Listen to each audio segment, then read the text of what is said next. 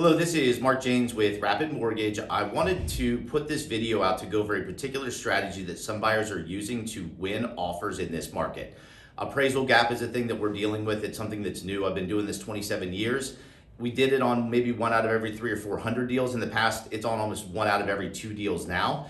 So I want to talk a little bit about a strategy on how you can actually cover an appraisal gap to win an offer and still potentially not bring any more cash to the closing, or at least very little more cash.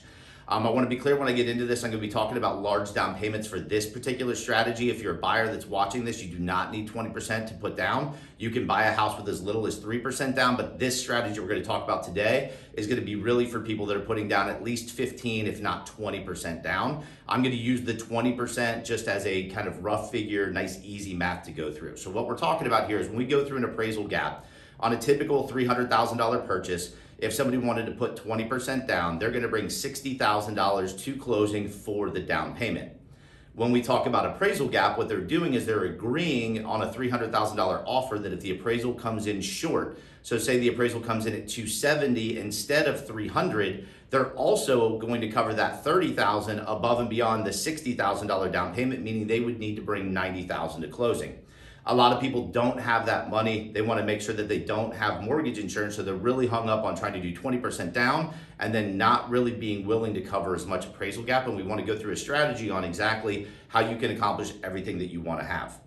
So at Rapid Mortgage, we have a product where we can do a 10% down payment and also still get rid of the mortgage insurance. So that's going to be the big key to making this thing work. So what we would look at doing potentially is on a $300,000 offer, if you intended to invest $60,000 in the deal total, we could allow you to do a $30,000 appraisal gap, meaning the appraisal could come in at 270. You could still buy the house at 300 using $30,000 of your $60,000 down payment to cover that appraisal gap. And then we would only have to do a 10% down payment of the appraisal, which is $270,000. And then you would put down $27,000 down. So you're actually putting $57,000 down instead of the 60 that we were if it was a true 300 purchase price, 300 appraisal with 20% down.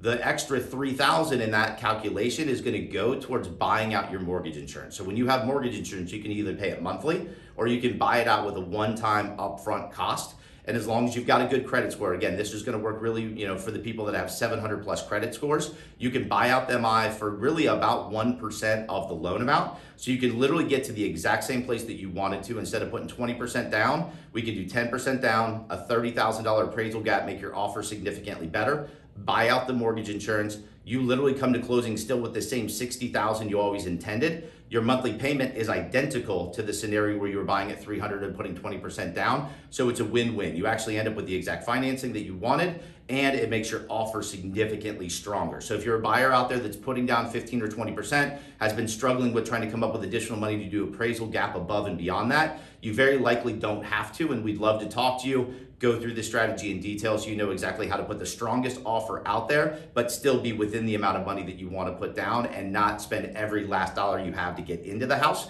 We know that once you move in, you have to buy furniture and lawnmowers and all kinds of other things. So we want to use this strategy to allow you to put the down payment down, get out of MI, cover an appraisal gap, and then still have money left over after closing. So please reach out to us with any questions. We'd love to talk through the strategy with you.